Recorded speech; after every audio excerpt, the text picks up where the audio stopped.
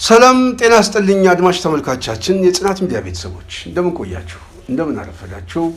እንግዲህ ጽናት መደበኛ ፕሮግራማችን ጀምረናል። ዛሬም እንደተለመደው የተለያዩ ፕሮግራሞች የተለያዩ ሐሳቦች አሉ። ከአዲስ አበባም እንግዳ አለን። ዛሬ በአይነቱ ለየት ያለ መረጃ ይዤላችሁ ነው የመጣሁት። የጽናት ቤተሰብ ጽናትን እያዳመጣችሁ ላይክ፣ ሼር፣ ሰብስክራይብ አድርጉ። ይሄንን መረጃ ስናመጣ ዝም ብለን አይደለም።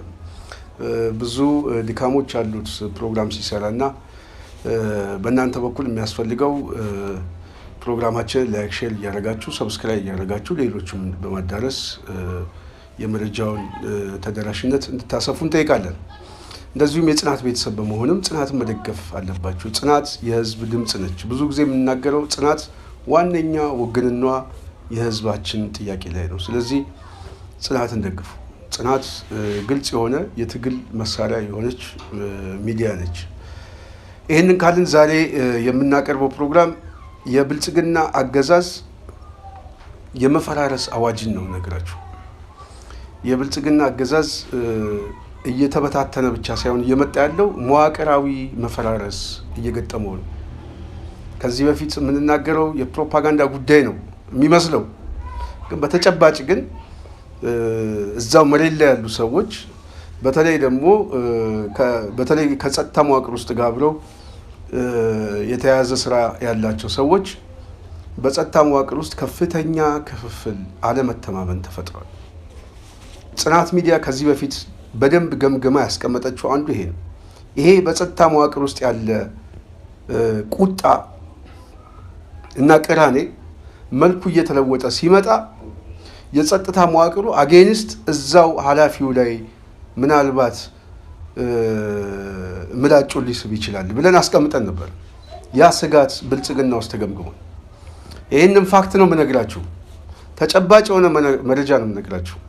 በአዲስ አበባ ውስጥ በተለይ ከዚህ ከህዝባዊ እምቢተኝነቱ ጋር በተያያዘ በታችኛውና በላይኛው መዋቅር ውስጥ ከፍተኛ አለመተማመን ተፈጥሯል። በተለይ የጸጥታ መዋቅሩ በሙሉ አይታመንም ተብሎ ከኦሮሚያ የመጣው ስፔሻል ፎርስ የተባለው በተለይ ይሄ ገዳ ኮማንዶ የሚባለው ሪፐብሊካን ጋርድ በልዩ ሁኔታ የአዲስ አበባን ፖሊስ ስራ ተክቶ እንዲሰራ ተደርጓል።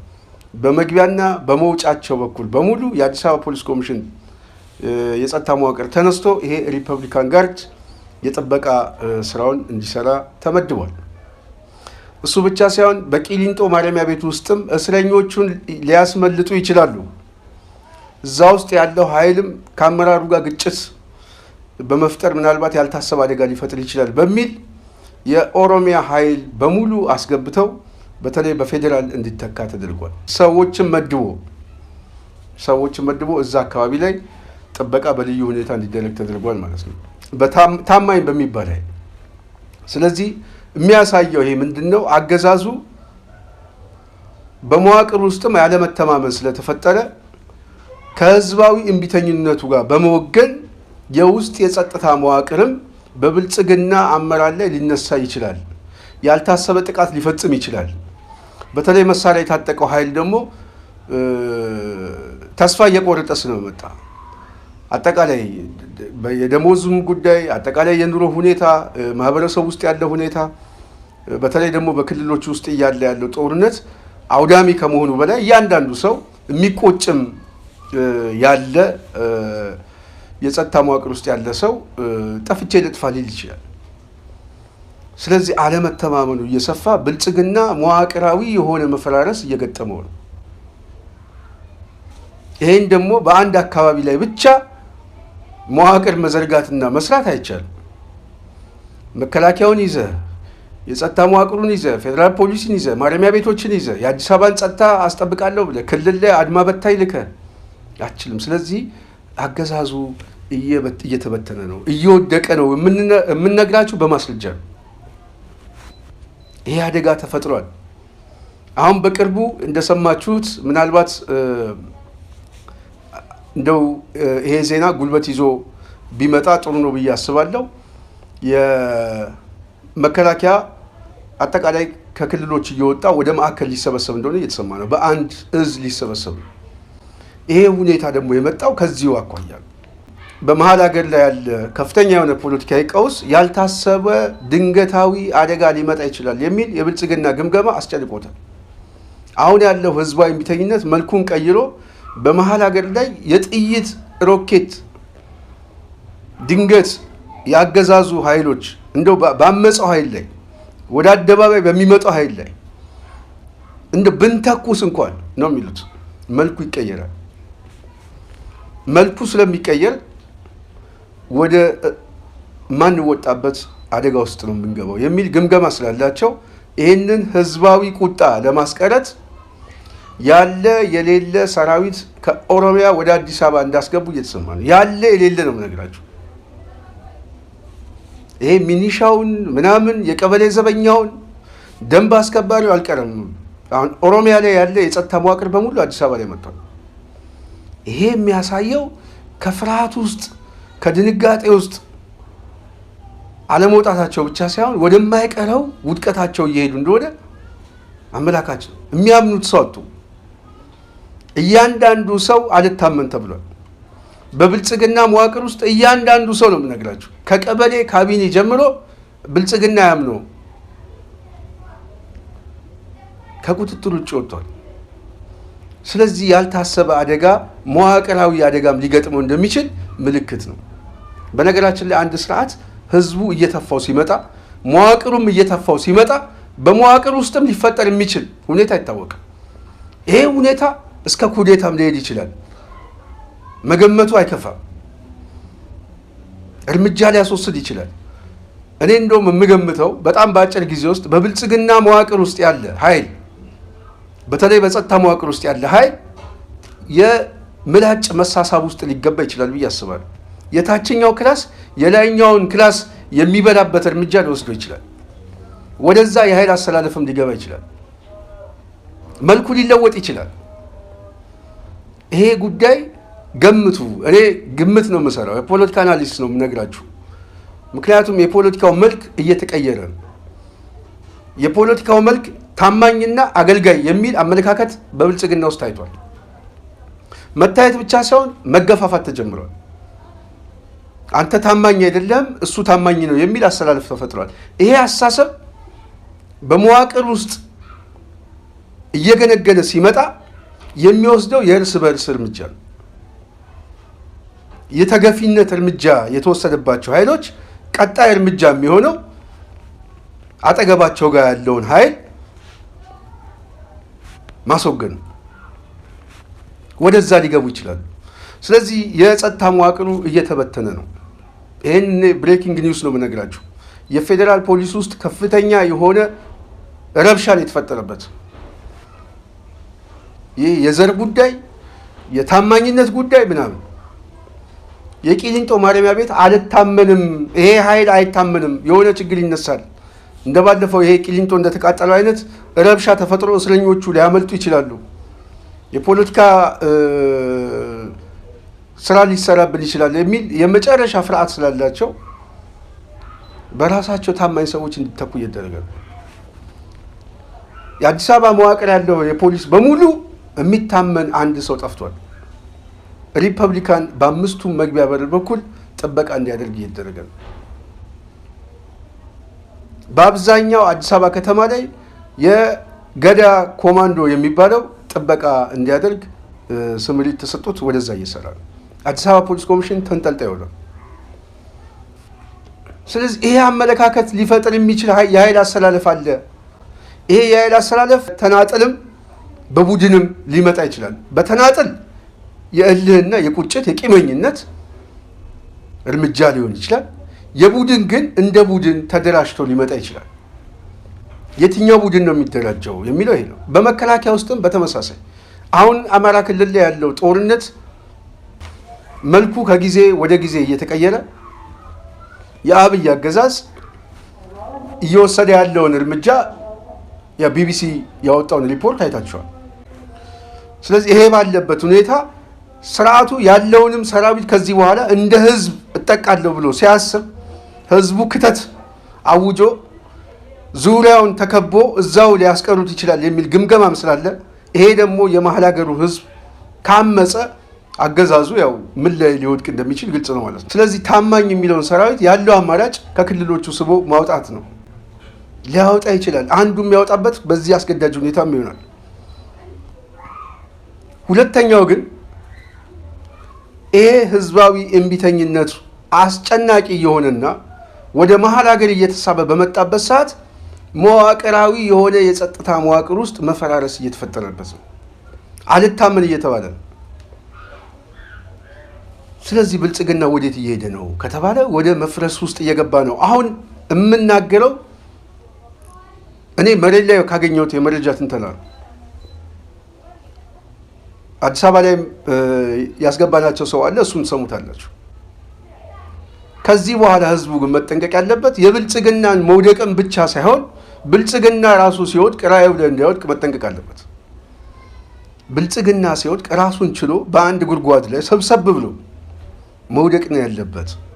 ህዝቡ ላይ ከወደቀ ይሄ ስርዓት ጉዳትም አለው።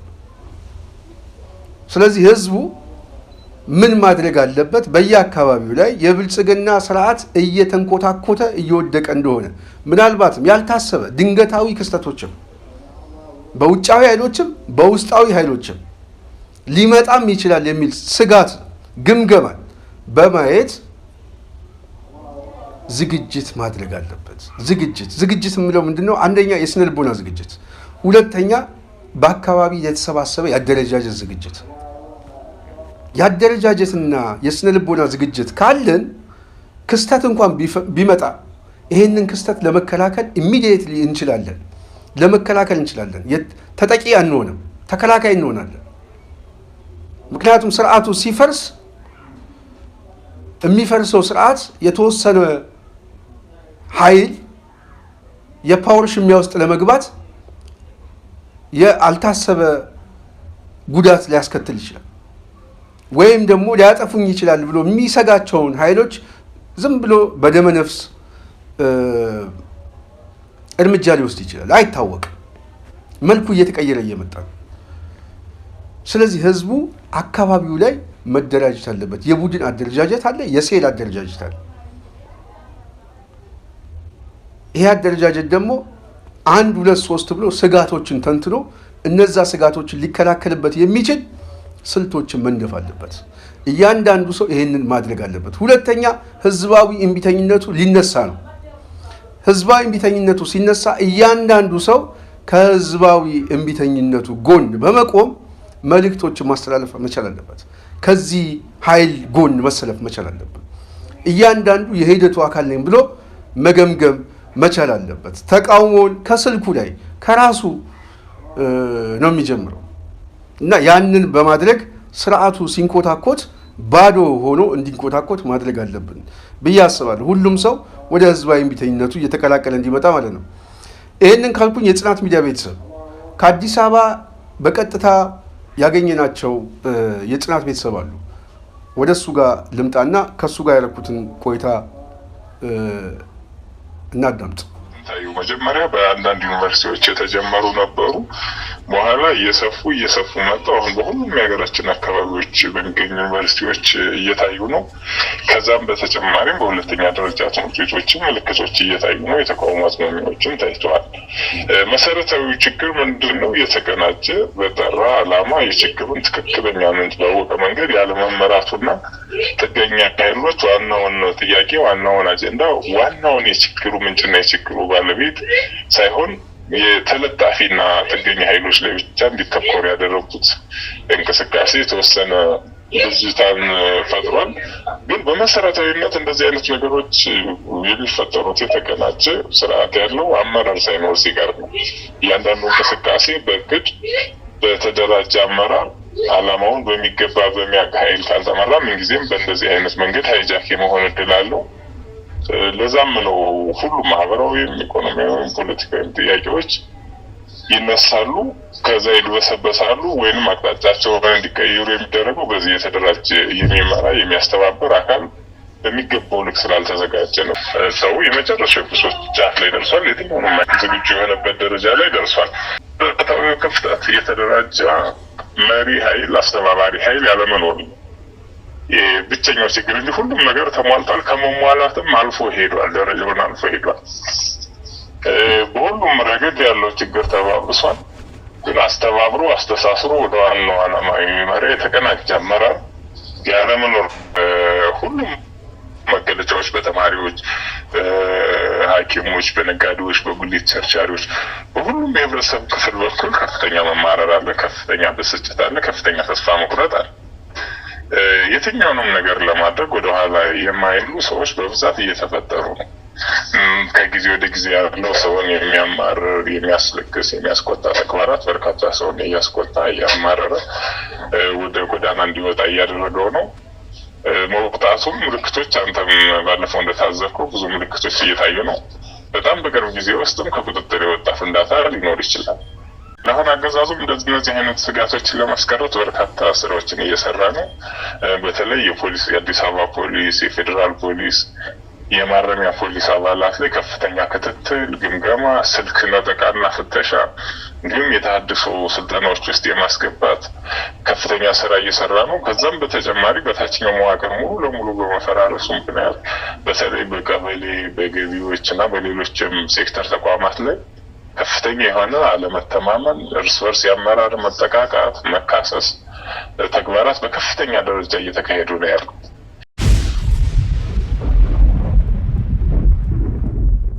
እንግዲህ ለነጻነት የሚታገሉ ኃይሎችም ይህንን ከግምት በማስገባት የራሳቸውን ቅድመ ዝግጅትና የሁኔታ ትንተናዎችን በመስራት እንግዲህ ሰብሰብ ብለው አቅም ፈጥረው መምጣት ነው ዋናው የሚያስፈልገው ማለት ነው። ትግሉን ለመጨረስ እስከተፈለገ ድረስ እንደዚህ አይነት አጋጣሚዎች ሲመጡ ከፍተኛ የሆነ ኃይል የሚፈጠረው በተለይ በነጻነት የሚታገለው ኃይል ለውጥ ፈላጊው ኃይል ስለሆነ ለውጥ ፈላጊው ከየትኛው ጊዜ በላይ አሁን ያለበት ሁኔታ ከግምት በማስገባት ሊፈጠር በሚችሉ ማንኛውም ክስተቶች ላይ የማረጋጋትና ጊዜያዊ የሽግግር ስርዓት የሚፈጥርበት ሁኔታ ከወዲሁ እያሰበ መምጣት አለበት ብዬ አስባለሁ።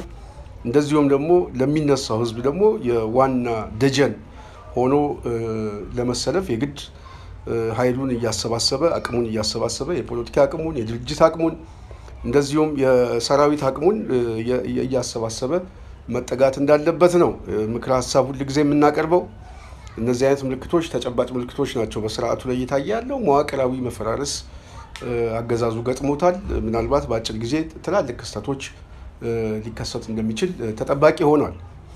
የቃለ ምልልሱ ሙሉ ፕሮግራም በነገው ዕለት እናቀርብላቸዋለን። የጽናት ሚዲያ ቤተሰብ ይሄን ይመስላል። የጽናት ሚዲያ ቤተሰብ እንግዲህ በዋናነት የብልጽግና ስርዓት ወደማይቀረው ፍርስራሽ ውስጥ እየሄደ ነው።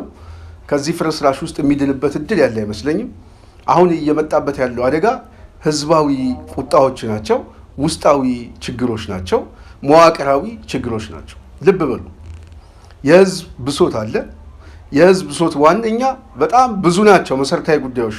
የዳቦ ጥያቄ አለ፣ የኑሮ ውድነት ጥያቄ አለ፣ የፖለቲካ ቀውስ ጥያቄ አለ፣ የሰላምና ደህንነት ጥያቄ አለ እና ዘርዝረን መጨረስ የማንችላቸው መሰረታዊ የሆነ ሁሉን አቀፍ የሆነ ቀውስ ነው በማህበረሰብ ውስጥ እየተፈጠረ ያለው። በሌላ በኩል ውስጣዊ ቀውስ ደግሞ አለ። ይሄ ውስጣዊ ቀውስ ደግሞ ከደሞዝ ጭማሪ ጋር፣ ከብልጽግና ርዕዮተ ዓለማዊ ግራ መጋባት ጋር፣ ከዘረኝነት ጋር፣ ከአድሎነት ጋር፣ ከሙስና ጋር ምናምን በተያያዘ ውስጣዊ የሆነ የፓወር አስተላለፎች አሉ። መዋቅራዊ ደግሞ መከፋፈሎች አሉ። ስለዚህ በመዋቅር ስርዓቱ ተከፋፍሏል። ይሄ መዋቅራዊ መከፋፈል ደግሞ በዋናነት ጠበንጃ የያዘው ኃይል ነው። ልብ ብላችሁ መከታተል የሚገባችሁ እዚህ ላይ ነው። ጠበንጃ የያዘው እሳት የጨበጠ ኃይል፣ የቀበሌ ካቢኔ አይደለም። ይሄ ጠበንጃ የያዘ ኃይል ደግሞ የተለያየ የሆነ ኮንፍሊክት አለው። ዘረኝነት በውስጡ በመዋቅሩ ሲገነገን አይቷል። ማን ቱርክና ዱባይ ቤት ሰርቶ ቤት ገዝቶ እየነገደ የሚኖር ውስኪ ነጋዴ ያለ ጀነራል ሆኖ፣ በሌላ በኩል ደግሞ ደሞዝ አነሰኝ ካልሲ የምገዛበት አጣው የሚል ደግሞ የአዲስ አበባ ፖሊስ ኮሚሽነር። ስለዚህ በዚህ ኮሚሽነር እና በዚህ ጀነራል እና በዚህ ተራ ፖሊስ መሀል ላይ ያለውን ጋፕ ልዩነት ይዩት። ስለዚህ ይሄንን ሊፈታበት የማይችልበት እርምጃ ላይ እየሆነ ሲገባው ሊወስድ የሚችለው የቀለሃ እርምጃ ሊሆን ይችላል። የቀላህ እርምጃ ሊሆን ይችላል፣ ወደዛ ሊመጣ ይችላል። ይሄ ሁኔታ እየከፋ እየመጣ ስለሆነ መዋቅሩ እየተበተነ ነው። ይሄ ሲበተን ደግሞ የሚያስከትለው አደጋ ከባድ ነው። ሲስተሙ ኮላፕስ ነው የሚያደርገው።